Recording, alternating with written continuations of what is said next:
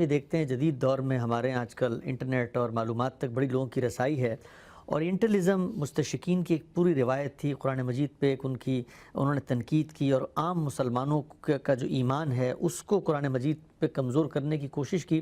میرا سوال آپ سے یہ ہے کہ اس کی کیا وجہ ہے کہ جو مستشرقین ہیں یہ اپنے ایک خاص طرح کا ایک علم الکلام بنا کر قرآن مجید سے لوگوں کا اعتماد ہٹاتے ہیں، اور ہمارے پڑھے لکھے لوگ بھی ان سے بڑی جلدی متاثر ہو جاتے ہیں، اور جو بھی ہم نے دیکھا ہے کہ جدید پڑھا لکھا مغرب سے آتا ہے تو کہتا ہے بھئی اس کتاب میں تو یہ سوالات پیدا ہو جاتے ہیں۔ مجھے یہ بتائیے گا کہ ایک عام آدمی جس وقت وہ اس طرح کا لٹریچر پڑھتا ہے، خاص طور پہ جو قرآن پر اعتراضات ہیں مستشرقین کے، تو اس معاملے میں اس کو کیا رویہ اختیار کرنا چاہیے کہ وہ اللہ کی کتاب پر اپنا کامل اور محکم ایمان برقرار رکھ سکے؟ میں اس معاملے کو بالکل مختلف نقطہ نظر سے دیکھتا ہوں۔ اس میں کوئی شبہ نہیں ہے کہ ایک زمانے میں مسیحی مذہبی لوگوں کے زیر اثر ایسے اہل علم بھی پیدا ہوئے کہ جنہوں نے اعتراض کرنے، پروپیگنڈا کرنے یا کسی چیز کی اہمیت کم کرنے کے لیے تصنیفات کیں۔ ٹھیک، اس میں شبہ نہیں ہے، لیکن بتدریج یہ صورتحال تبدیل ہوئی ہے، اور اس کے بعد علمی مطالعے کی ایک پوری روایت قائم ہوئی ہے جس کو آپ مستشرقین یا اورینٹلسٹ کی روایت کہتے ہیں۔ ہمارے ہاں اصل میں ہوتا یہ ہے کہ جب ہم کسی صاحب علم کی کوئی چیز پڑھتے ہیں یا کسی علمی کام کا مطالعہ کرتے ہیں تو یہ سمجھتے ہیں کہ جو ہمارا ایمان ہے، جو ہمارا عقیدہ ہے، جو چیزیں ہم نے مرتب کی ہوئی ہیں، جو ہمارے اصول ہیں، ہر آدمی اس کو ملحوظ رکھے گا۔ ٹھیک، ایسا نہیں ہوتا۔ دنیا میں جب بھی کبھی علمی کام ہوتا ہے تو لوگ اپنے اپنے طریقے سے ان چیزوں کا جائزہ لیتے ہیں، مستشرقین ہوں یا کسی اور قوم کے لوگ ہوں۔ وہ جب قرآن مجید کو پڑھیں گے، ہماری تاریخ کا مطالعہ کریں گے، ان کے سامنے کچھ روایات بھی آئیں گی جو میں نے ابھی آپ کو اشارہ کیا، اس طرح کی چیزیں بھی بہت سی خود ہماری کتابوں کے اندر موجود ہوں گی۔ اب ان سے یہ توقع کرنا کہ وہ پوری دیانتداری کے ساتھ اندر اتریں اور اندر اتر کر حقیقت کو جانیں، میرے خیال کے مطابق یہ ذرا زیادہ توقع ہے۔ یعنی ایک شخص جو آپ کی کتاب پر ایمان نہیں رکھتا، وہ جو رتب و یابس اس کو سامنے نظر آئے گا وہ آپ کے سامنے ڈال دے گا۔ اس کا علمی تجزیہ کرنے کے لیے لوگوں کو تیار رہنا چاہیے۔ ایسا ہر جگہ ہوتا ہے۔ کیا ذات خداوندی کے بارے میں نہیں ہوتا؟ پیغمبروں کے بارے میں نہیں ہوتا؟ سیدنا مسیح علیہ السلام کی اپنی تاریخ کے بارے میں نہیں ہوتا؟ یہ حضرات جب بائبل کا مطالعہ کرتے ہیں اور خاص طور پر اس کے ٹیکسٹ کی ترتیب کی چیزوں کو دیکھتے ہیں، وہاں بھی یہی صورتحال اختیار کر لیتے ہیں۔ تو ایک تو یہ چیز ہے کہ جب کبھی آپ کے سامنے کوئی علمی چیز آتی ہے تو آپ کو پہلے یہ جاننا چاہیے کہ آپ کا مخاطب یا جس شخص پر آپ اعتراض کر رہے ہیں اس کا اپنا ذہنی پس منظر کیا ہے، وہ کس جگہ سے چیزوں کو دیکھ رہا ہے، وہ آپ کے مواد کو کس زاویے سے ترتیب دے رہا ہے، یہ دیکھنا چاہیے۔ اس کی بات کو آپ پہلے سمجھیں کہ وہ کہاں سے بات کر رہا ہے، اس کے بعد پھر آپ اس کے اعتراض کا جواب بھی دے سکیں گے۔ یہ جو میں نے آپ کے سامنے قرآن مجید کی تاریخ رکھی ہے، یہ جس طریقے سے ترتیب پایا، اس زاویے سے کیا پیش کیا گیا ہے قرآن مجید کو، کیا اس جانب توجہ دلائی گئی ہے؟ اچھا، جو عام آدمی ہے وہ یہ باور ہی نہیں کر پاتا کہ کوئی کتاب دنیا میں ایسی بھی ہو سکتی ہے جس کو لاکھوں لوگوں نے یاد کر رکھا ہوا، جو الحمد سے والناس تک پہلے لفظ سے آخری لفظ تک پڑھ کے سنائی جا سکتی ہے۔ یہ باور نہیں کیا جا سکتا۔ تو اس لیے قرآن اجماع سے منتقل ہوا ہے، تواتر سے منتقل ہوا ہے، تواتر قولی ہے، اس کو ہم نے در حقیقت اسی طرح سے منتقل کیا ہے، یہ باور ہی نہیں آتا ان کو۔ اچھا، یعنی یہ نہیں ہے کہ کوئی بدنیتی کر کے بیٹھے ہیں، یہ تصور کرنا ہی مشکل ہے۔ دنیا کے اندر آپ کسی ایک کتاب کا نام لے سکتے ہیں کہ جس کو ایک پوری کی پوری کمیونٹی، ایک پوری کی پوری جماعت، ہزاروں کی تعداد میں لوگ الف سے یا تک پڑھ کے سنا دیں، ان کے بچے پڑھ کر سنا دیں، ان کے چھوٹے اور بڑے پڑھ کر سنا دیں، آپ پیش کر سکتے ہیں؟ تو یہ باور نہیں آتا۔ قرآن مجید کیسے منتقل ہوا ہے؟ جیسے اب ہم منتقل کر رہے ہیں، لکھنے والے لکھ رہے ہیں، چھاپنے والے چھاپ رہے ہیں، یاد کرنے والے یاد کر رہے ہیں، اسی کو ماضی میں لے جائیے۔ اس کی پوری تاریخ یہی ہے، اس جانب توجہ نہیں ہوئی۔ تو اب جب انہوں نے دیکھنا چاہا کہ یہ قرآن مجید کیسے آیا ہے مسلمانوں کے پاس، تو بجائے اس کے کہ اس حقیقت کا ادراک ان کو کرایا جاتا یا وہ کرتے، انہوں نے ہماری روایات کی کتابیں اٹھائیں، ان میں رتب و یابس بھی تھا، ان میں قصے بھی تھے، ان میں کہانیاں بھی تھیں، ان میں اس طرح کی بہت سی چیزیں موجود تھیں۔ اور کون سی قوم ہے جس کے ہاں یہ چیزیں نہیں ہوتی؟ ہر طرح کے لوگ ہوں گے۔ یعنی آپ اندازہ کیجئے کہ رسالت مآب صلی اللہ علیہ وسلم دنیا میں موجود ہے، مدینہ کا چھوٹا سا ایک گاؤں ہے، چند ہزار کی آبادی بھی نہیں ہے، اس میں بھی قرآن مجید تجزیہ کر کے بتا رہا ہے کہ یہود کے منافقین موجود ہیں، اوس کے موجود ہیں، خزرج کے موجود ہیں۔ یہ کون لوگ ہیں؟ رسول اللہ کی موجودگی میں ہے۔ آخری صورت ہے قرآن مجید کی کم و بیش سورہ توبہ، اس میں بھی ایک پورا کا پورا حصہ منافقین کے بارے میں ہے۔ تو آپ کے خیال میں بعد کے زمانوں میں ایسے لوگ ختم ہو گئے ہوں گے؟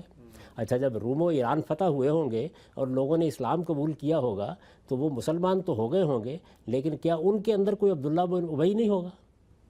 تو اس طرح کی بہت سی چیزیں ہیں جو قصوں اور روایات کی صورت میں، داستان گویوں کی صورت میں ہمارے یہاں بھی رائج ہو گئی ہیں. وہ ہماری کتابوں سے اٹھاتے ہیں اور اٹھا کر ان کی بنیاد پر ایک داستان بنا دیتے ہیں. تو یہ ہمارا کام ہے کہ ہم بجائے اس کے کہ اس طرح سے کسی کی دیانت پر حملہ آور ہوں، اس علمی مواد کا تجزیہ کر کے اس کی غلطی واضح کریں. قرآن مجید کے بارے میں یہ بات بتانا کہ یہ اصل میں کیسے منتقل ہوا ہے، یہ ہماری ضرورت ہے اور ہماری ذمہ داری ہے. اگر ہم نے یہ بتایا ہی نہیں تو پھر وہ قصے کہانیوں کو بیان کریں گے اور اپنی بھی ایک داستان بنا دیں گے. ٹھیک ہم سے بہت ہی آپ نے خوبصورتی سے بیان کیا کہ کس طریقے سے ہمیں علمی انداز میں اور استدلال کے ساتھ موجودہ دور میں اگر کوئی اعتراض کرتا ہے اس کو جواب دینا چاہیے. ایک اور پہلو جو آپ کی پوری گفتگو میں سامنے آیا وہ یہ کہ ہم عام طور پہ کہتے ہیں کہ مسلمانوں کی جو تاریخ ہے اس میں ان کو سائنس کی طرف بڑھنا چاہیے تھا، اور ہم ان کے اوپر اعتراض بھی کرتے ہیں، مسلم حکمران اور ہمارے جو ریاست کے کارپرداز تھے. اس معاملے میں اسپیسیفکلی آپ سے پوچھنا چاہتا ہوں کہ قرآن مجید کی حفاظت، قرآن مجید کی آگے تدوین، قرآن مجید کو مرتب نسخے، اس میں کہیں غلطی ہو رہی ہے اس کی اصلاح، پھر ریاست کی سطح پر جب آپ کوئی کام کرتے ہیں تو ظاہری بات ہے منظم ہوتا ہے، وسائل زیادہ ہوتے ہیں.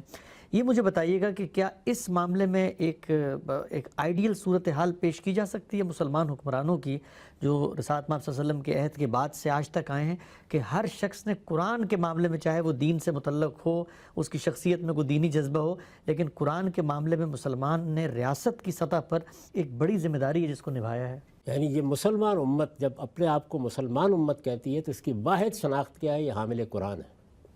اس لیے قرآن کے بارے میں یہ بے اعتنائی برت ہی نہیں سکتی. اچھا، گناہ گار سے گناہ گار مسلمان بھی اس معاملے میں بے اعتنائی برتنے کے لیے تیار نہیں ہوگا. چنانچہ مسلمانوں کی جتنی حکومتیں قائم ہوئیں سب قرآن کی اشاعت، قرآن مجید کی حفاظت، قرآن مجید کے انتقال، اس کے بارے میں حساس رہی ہیں. آپ دیکھیے کہ جب سیدنا ابو بکر کو یہ بتایا گیا تو انہوں نے بھی قرآن کے نسخے تیار کرائے. یہ غلط فہمی ہے لوگوں کی، وہ سمجھتے ہیں کہ اب قرآن مرتب کیا جا رہا ہے. قرآن تو مرتب ہے، اللہ تعالیٰ کی طرف سے دے دیا گیا ہے، صحابہ کرام کے پاس موجود ہے، لیکن حکومت اپنی خدمت کر رہی ہے اشاعت قرآن کے لیے.